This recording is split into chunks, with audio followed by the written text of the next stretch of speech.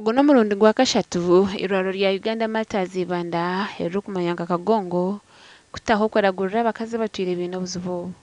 Abakazi 54 nibo bashemezibwa kandi hiine ebitwaganiraho nabo. Kizibu cyane nenda kikakigireho bizimba nibyo bire byatandika kusohora konka kumpulira omurango nimba simatine bugarishiro mwena butushemize mugezeho mukuratire ebitwabagambira abamwe tugumenti bagambira wodi abandi tugumenti bagambira mu theater takupreparinga fistula zonka bariho abakazi b'emiringo nyingi